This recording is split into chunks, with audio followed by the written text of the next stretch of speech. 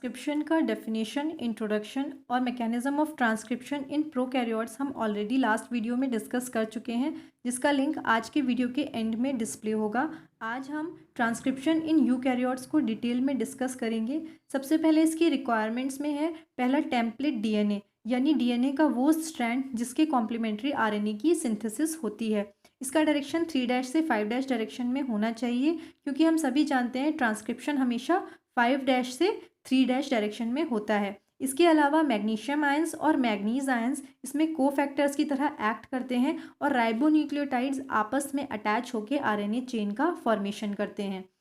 Eukaryotes में 3 major classes हैं RNA polymerase की, 1, 2 और 3, जो कि न्यूक्लियस में पाई जाती हैं। इसके अलावा एडिशनल आरएनए पॉलीमरेज माइटोकॉन्ड्रिया और क्लोरोप्लास्ट में भी पाया जाता है, क्योंकि ये ऑर्गेनेल्स अपना खुद का स्मॉल डीएनए मॉलिक्यूल्स कैरी करते हैं। आरएनए पॉलीमरेज 1 जो है वो न्यूक्लियोलस में पाई जाती है और इसका फंक्शन है ट्रांसक्रिप्शन के द्वारा आरआरएनए यानी राइबोसोमल आरएनए की प्रिकर्सर्स को सिंथेसाइज करना। आरएनए पॉलीमरेज 2 न्यूक्लियोप्लाज्म में पाया जाता है और इसका फंक्शन है ट्रांसक्रिप्शन के द्वारा एमआरएनए के प्रिकर्सर को सिंथेसाइज करना, जो बाद में प्रोसेसिंग और ट्रांसलेशन के द्वारा प्रोटीन में कन्वर्ट होता है। जो आरएनए पॉलीमरेज 3 है ये भी न्यूक्लियोप्लाज्म में पाई जाती है और इसका फंक्शन है टीआरएनए, 5s आरआरएनए और कई सारे आरएनए के प्रिकर्सर्स को ट्रांसक्रिप्शन के द्वारा सिंथेसाइज करना। जो हमारे यूकैरियोटिक आरएनए पॉलीमरेज हैं वो मल्टी सब यूनिट प्रोटीन्स से बने होते हैं। इसमें 8 से 12 सब यूनिट्स तक प्रेजेंट होती हैं और इनका एग्रीगेट मोस्टली ग्रेटर देन 500 किलोडाल्टन ही होता है। इसके बाद हम समझेंगे structure of eukaryotic RNA polymerase.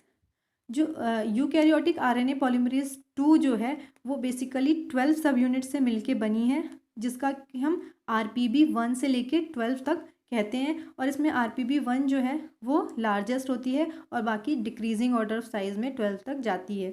जो आरपीबी 1 है, आरपीबी 2 और आरपीबी 3 ये तीनों बीटा डैश बीटा और अल्फ़ा सब यूनिट को रिजेंबल करते हैं, जो हमारे RNA polymerase prokaryotic RNA polymerase है ना उसके सब यूनिट्स को रिजेंबल करते हैं। और ये आरपीबी 11 और आरपीबी 6 ये अल्फ़ा और ओमेगा सब यूनिट्स को रिजेंबल करता है। जो आरएनए पॉलीमरेज 2 है उसमें प्रूफ रीडिंग एक्टिविटी भी होती है, क्योंकि इसकी जो आरपीबी 2 सब यूनिट है उसमें राइबोन्यूक्लियस एक्टिविटी होती है। ये चीज़ प्रोकैरियोट्स में नहीं होती। इसके अलावा जो यूकैरियोट्स में आरएनए पॉलीमरेज 2 है उसमें कार्बोक्सी टर्मिनल डोमेन होता है। ये 7 अमाइनो एसिड्स हैं, उनका एक सीक्वेंस है, ये इनके रिपीटेड सीक्वेंस से मिलके ये कार्बोक्सी टर्मिनल डोमेन बना होता है। एक टेल जैसा होता है, ये पूंछ जैसा, और ये सबस्ट्रेट की तरह एक्ट करता है काइनेसिस के लिए, और कई सारे प्रोटीन की ये बाइंडिंग साइट भी है। ये TF2H जो है ये हम आगे अभी mechanism of transcription in eukaryotes में समझेंगे। इसके बाद आता है प्रमोटर्स। यूकैरियोट्स में 3 डिफरेंट टाइप के प्रमोटर हैं। सबसे पहले आरएनए पॉलीमरेज 1 का प्रमोटर, क्योंकि ये राइबोसोमल आरएनए फॉर्मेशन करता है तो ये राइबोसोमल आरएनए जीन का प्रमोटर हुआ।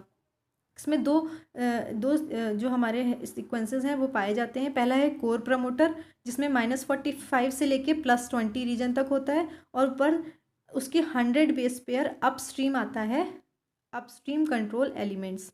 जो हमारा कोर प्रमोटर है वो जीसी रिच होता है और ये जहाँ स्टार्ट पॉइंट होता है ट्रांसक्रिप्शन का यानी इनिशिएटर रीजन में ये AT रिच हो जाता है। यहाँ ये प्लस माइनस का क्या चक्कर है, ये जहाँ ट्रांसक्रिप्शन स्टार्ट साइट होती है उसको +1 पॉइंट कहते हैं, तो उसके ऊपर होगा अपस्ट्रीम तो माइनस में जाएगा और उसके नीचे आएगा तो प्लस में आएगा। इसके बाद आता है आरएनए पॉलीमरेज 3 का प्रमोटर। ये एक्चुअली बायपार्टाइट सीक्वेंस से मिलके बना होता है। ये 3 तरह के प्रमोटर होते हैं आरएनए पॉलीमरेज 3 के। टाइप 1 प्रमोटर जो कि 5s आरआरएनए जीन में होता है। ये 2 इंटरनल एलिमेंट होते हैं जो कि रिक्वायर्ड होते हैं एफिशिएंट ट्रांसक्रिप्शन के लिए। इसको पहला है A बॉक्स या A ब्लॉक, जिसकी लोकेशन है +50 से +70। दूसरा है C बॉक्स या C ब्लॉक, जिसकी लोकेशन है +80 से +90। क्योंकि ये ट्रांसक्रिप्शन स्टार्ट साइट के नीचे हैं तो इनको डाउनस्ट्रीम या इंटरनल प्रमोटर भी कहा जाता है। दूसरा है टाइप 2 प्रमोटर जो टीआरएनए जीन के लिए होता है। इसमें भी 2 सीक्वेंसेस बायपार्टाइट सीक्वेंसेस पाए जाते हैं, +10 से +30 बॉक्स A, +50 से +70 बॉक्स B। ये एक्चुअली कोई बॉक्स नहीं है, एक सीक्वेंस है जिसका नाम बॉक्स A बॉक्स B रखा हुआ है। इसके बाद है type 3 promoter. Type 3 promoter mostly U6 SNRNA genes में पाए जाते हैं और इनमें TA बॉक्स होता है जो कि -30 लोकेशन पे होता है। इसके अलावा इसमें प्रॉक्सिमल सीक्वेंस एलिमेंट्स होते हैं जो कि -66 से -46 की लोकेशन पे होते हैं और डिजिटल सीक्वेंस एलिमेंट्स होते हैं जिनकी लोकेशन काफ़ी पीछे होती है 244 से लेकर 214 तक अपस्ट्रीम। तो ये थे हमारे RNA पॉलीमरेज 1 और RNA पॉलीमरेज 3 के प्रमोटर। अब हम समझेंगे RNA पॉलीमरेज 2 के प्रमोटर। ये सारे ही प्रमोटर सिस एक्टिंग हैं। DNA के दो फॉर्म्स होते हैं, सिस फॉर्म और ट्रांस फॉर्म। तो ये सारे प्रमोटर सिस फॉर्म में ही एक्टिव होते हैं। जो हमारा RNA पॉलीमरेज 2 के प्रमोटर हैं ये कई किलोबेस पेयर अप हो सकते हैं ट्रांसक्रिप्शन साइट के। अब जो RNA पॉलीमरेज 2 का प्रमोटर है उसके 3 रीजन्स हैं। पहला है कोर प्रमोटर, अपस्ट्रीम एलिमेंट और डाउनस्ट्रीम प्रमोटर एलिमेंट। सबसे पहले समझते हैं कोर प्रमोटर। कोर प्रमोटर के भी 2 सेगमेंट हैं। सबसे पहला है टाटा बॉक्स या गोल्डबर्ग हॉगनस बॉक्स और दूसरा इनिशिएटर सीक्वेंस। जो हमारा टाटा बॉक्स या गोल्डबर्ग हॉगनस बॉक्स है ये -30 लोकेशन पे होता है, यानी प्लस के 30 सीक्वेंस अपस्ट्रीम।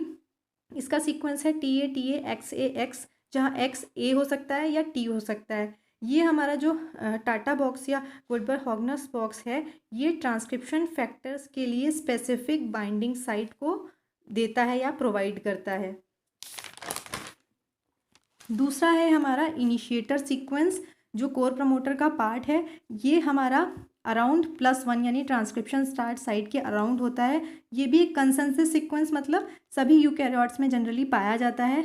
ये 5' एंड पे 2 पैरामिडीन्स, फिर C और A, फिर 5 पैरामिडीन्स पाए जाते हैं। ये पैरामिडीन रिच रीजन है इनिशिएटर सीक्वेंस। तो ये हमारा कोर प्रमोटर हो गया। इसके बाद आते हैं अपस्ट्रीम एलिमेंट्स। ये रेगुलेटरी फैक्टर्स हैं। ये वो सीक्वेंसेस हैं जहाँ पे जाकर के हमारे रेगुलेटरी एलिमेंट्स अटैच होते हैं और ट्रांसक्रिप्शन जो है उसको उसके एक्सप्रेशन को कंट्रोल करते हैं, यानी ट्रांसक्रिप्शन कितना होगा या नहीं होगा उसको कंट्रोल करते हैं। इसके 2 एग्जाम्पल हैं जो कि जनरली कई यूकैरियोटिक जीन्स में पाए जाते हैं।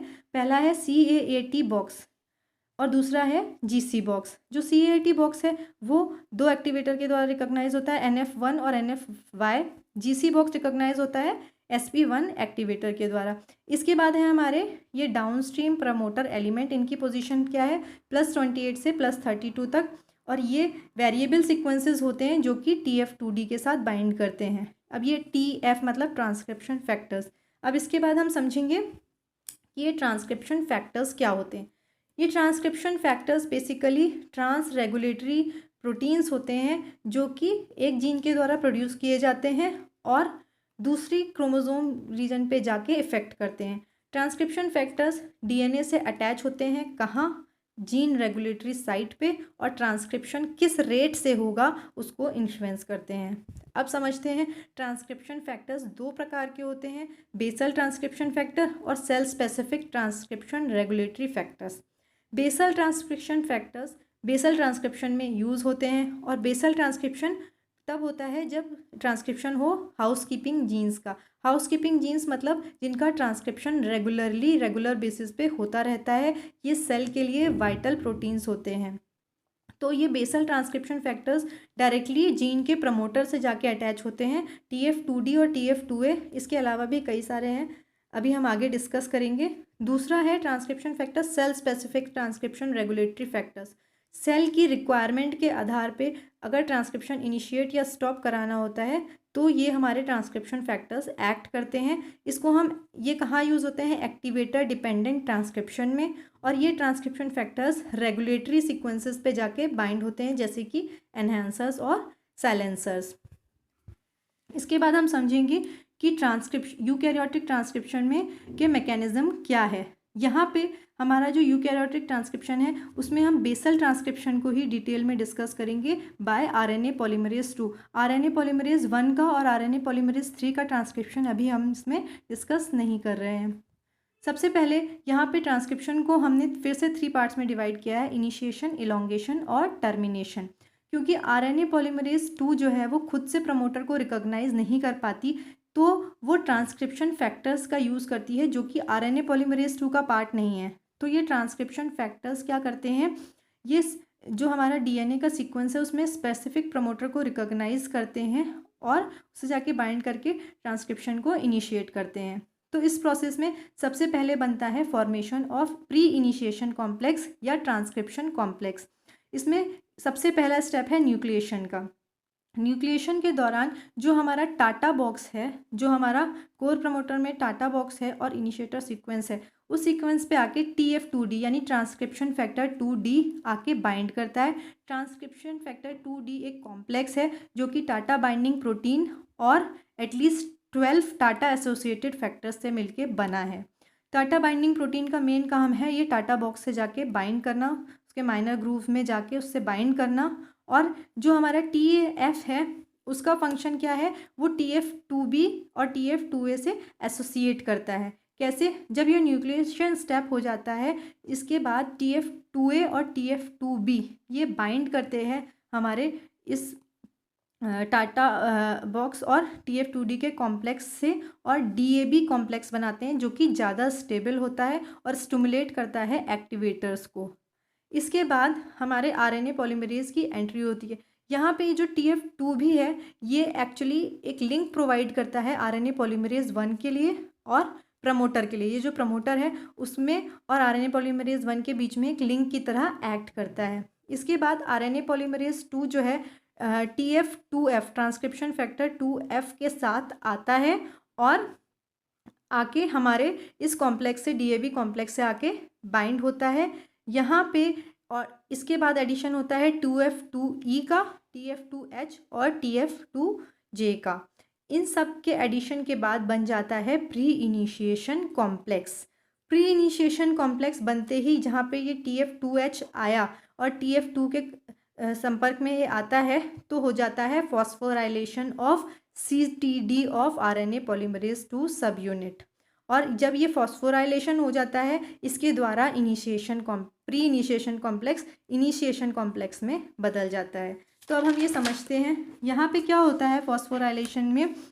जो हमारा हमने अभी CTD को डिस्कस किया था, कार्बोक्सी टर्मिनल डोमेन को, जो लार्जेस्ट सब यूनिट है RNA पॉलीमरेज 2 की, उसमें फॉस्फेट ग्रुप ऐड हो जाता है। ATP के प्रेजेंस में TF2H फॉस्फोराइलेट कर देता है CTD की साइट को और ये इस वजह से भी होता है कि जब TF2H जो है वो TF2E और TF2G के इंटरेक्शन में आता है तो फिर ये फॉस्फोराइलेशन का प्रोसेस हो जाता है और जिसके के कारण RNA पॉलीमरेज 2 जो है वो ट्रांसक्रिप्शन को स्टार्ट कर देती है। जो एक बार फॉस्फोराइलेशन होने के बाद RNA पॉलीमरेज 2 जो है वो प्री इनिशिएशन कॉम्प्लेक्स को छोड़ करके आगे बढ़ जाती है और सिंथेसाइज करने लग जाती है RNA को। इसके बाद जो TF2H है फॉस्फोराइलेशन के अलावा उसमें हेलिकेज एक्टिविटी होती है तो ये क्या करता है क्लोज कॉम्प्लेक्स को ओपन प्रमोटर कॉम्प्लेक्स में भी कन्वर्ट करता है।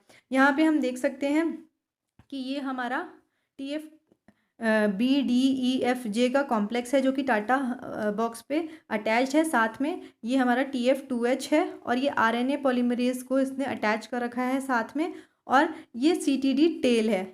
ठीक है, फॉस्फोराइलेशन के बाद इनिशिएशन स्टार्ट हो गया और इसने पॉलीमरेज 2 ने इलॉन्गेशन कॉम्प्लेक्स या इनिशिएशन कॉम्प्लेक्स बना के इस जो हमारा प्री इनिशिएशन कॉम्प्लेक्स था उसको छोड़ दिया, यानी बाकी ट्रांसक्रिप्शन फैक्टर को पीछे छोड़ दिया। तो मतलब जितने भी ट्रांसक्रिप्शन फैक्टर्स का जो कॉम्प्लेक्सेस होते हैं वो वहीं रह जाते हैं और TF2H जो है वो RNA पॉलीमरेज के साथ आगे फॉरवर्ड मूव करने लगता है और mRNA की चेन इलॉन्गेट करने लगती है। ये इलॉन्गेशन 5' से 3' डायरेक्शन में होता है और इसका भी सेम रिएक्शन मैकेनिज्म है जैसा कि प्रोकैरियोटिक में जो रिएक्शन था वैसे ही। जैसे RNA में N है, एक NTP और आया, RNA पॉलीमरेज की प्रेजेंस में Mg2+ की प्रेजेंस में 2 फॉस्फेट ग्रुप रिलीज हुए और 3' एंड पे वो हमारा नया न्यूक्लियोटाइड अटैच हो गया। इसमें इलॉन्गेशन फैक्टर्स का भी रोल है। ये इलॉन्गेशन फैक्टर्स प्रोटीन्स हैं जो RNA पॉलीमरेज की एक्टिविटी को इंक्रीज या एनहांस कर देते हैं। इसमें 2 एग्जाम्पल हैं TF2F और TF2S। TF2F बेसिकली RNA की चेन ग्रोथ को यूनिफॉर्मली एक्सेलरेट यानी बढ़ा देता है और TF2S जो है वो कोई भी ऑब्स्ट्रक्शन अगर आता है ट्रांसक्रिप्शन में इलॉन्गेशन में उसको रिमूव कर देता है या रिलीव कर देता है। इसके बाद आता है टर्मिनेशन। टर्मिनेशन में हम फिर वही तीनों का देखेंगे। आरएनए पॉलीमरेज 1 जो है वो, जैसे कि हमारा प्रोकैरियोट्स में रो डिपेंडेंट टर्मिनेशन होता था, सिमिलर मैकेनिज्म फॉलो करता है using termination factor. RNA polymerase 3 जो है वो ट्रांसक्रिप्शन को एंड करता है आफ्टर ट्रांसक्राइबिंग अ टर्मिनेशन सीक्वेंस, जो कि पॉली यूज इंक्लूड होता है, उस सीक्वेंस को ये ट्रांसक्रिप्शन करता है और टर्मिनेशन को कॉज कर देता है। ये सीक्वेंस टर्मिनेटर सीक्वेंसेस, ये इसका मैकेनिज्म सिमिलर है जो हमने प्रोकैरियोट में रो इंडिपेंडेंट मैकेनिज्म पढ़ा था ना, termination mechanism, same RNA polymerase 3 भी उसी प्रकार टर्मिनेशन करता है। इसके बाद आता है आरएनए पॉलीमरेज 2। इसमें जो हमारे टर्मिनेशन है मोस्ट प्रोटीन कोडिंग जीन का, वो कपल्ड होता है, जुड़ा होता है आरएनए प्रोसेसिंग के इवेंट के साथ, जिसमें कि 3' एंड जो है नेसेंट आरएनए ट्रांसक्रिप्ट का, वो उसमें क्लीवेज होती है और पॉली एडिनाइलेशन होता है। जो 3' एंड है एमआरएनए का, जो कि जनरेट होता है पोस्ट ट्रांसलेशनल क्लीवेज के बाद, जैसे कि हमारा आरएनए का ये 3' एंड है, तो फिर पोस्ट ट्रांसलेशन क्लीवेज के बाद जो 3' एंड होता है वो एक्चुअल 3' एंड से काफ़ी पीछे होता है, और ये क्लीवेज अचीव होती है SNURP, यह स्नर्प, जिसको हम small nuclear RNA protein complex भी कहते हैं। और ये स्नर्प जो है वो एक्चुअली वो जो हम लोगों ने पहले पढ़ा था U1 स्नर्प, जो इंट्रॉन स्प्लाइसिंग में यूज़ होते हैं, उससे डिफरेंट होता है। इसके अलावा एक सीक्वेंस है AAU AAA, ये भी सीक्वेंस जो है जनरली एमआरएनए, जो भी यूकैरियोटिक एमआरएनएज कॉमनली हम लोग देखते हैं, उसमें 3' एंड पे ये सीक्वेंस ही प्रेजेंट होता है। इसके बाद ये है हमारे ट्रांसक्रिप्शन फैक्टर्स और इनका रोल। आप यहाँ से इसको कॉपी कर सकते हैं। वैसे मैंने पूरे चैप्टर में इसको अच्छे से समझा दिया है, बट अगर आप लोग specifically transcription basal transcription factors जो ह्यूमंस में फंक्शन है उनको समझ सकते हैं यहाँ से। इसके बाद हमारा आता है रीफॉर्मेशन ऑफ डीएनए हेलिक्स। अब ट्रांसक्रिप्शन हो गया, उसके बाद जो ट्रांसक्राइब्ड रीजन है डीएनए मॉलिक्यूल का, वो उसमें हाइड्रोजन बॉन्ड दोबारा होने लगता है सेंस स्ट्रैंड के साथ, और क्या होता है, जो 2 स्पाइरली कॉल्ड डीएनए हैं वो अपने ओरिजिनल डबल हेलिकल फॉर्म में आ जाते हैं, जैसे कि प्रोकैरियोट्स में होता है। इस वीडियो में हमने formation of pre initiation complex with RNA polymerase 1 और आरएनए पॉलीमरेज 3 को डिस्कस नहीं किया है। इसके अलावा role of transcriptional activator protein और कोएक्टिवेटर्स को भी डिस्कस नहीं किया है। मीडिएटर्स, एनहांसर्स और साइलेंसर्स को भी मैंने स्किप किया है इसमें, और ट्रांसक्रिप्शन स्लिपेजिक टॉपिक है उसको भी स्किप किया है। इसके अलावा एंटीबायोटिक इनहिबिटर ऑफ ट्रांसक्रिप्शन को भी स्किप किया है। अब नेक्स्ट वीडियो में हम, अगर आपको इन टॉपिक्स में से ये ट्रांसक्रिप्शन इन यूकैरियोट्स में इन टॉपिक्स में से कुछ भी डिस्कस करना है तो आप मुझे कमेंट सेक्शन में मेंशन कर सकते हैं। अब नेक्स्ट वीडियो में हम आरएनए प्रोसेसिंग को डिटेल में समझेंगे। आज की वीडियोस को लेके अगर कोई क्वेश्चंस या क्वेरीज़ हैं तो मुझे कमेंट बॉक्स में आप मेंशन कर सकते हैं। और जैसा कि मैं हमेशा कहती हूँ कि अगर आपको मेरे वीडियोस पसंद आ रहे हैं तो प्लीज़ लाइक, शेयर और सब्सक्राइब ज़रूर करें मेरे चैनल को, जिसका नाम है biotechnology lessons by doctor Shefali Mathur.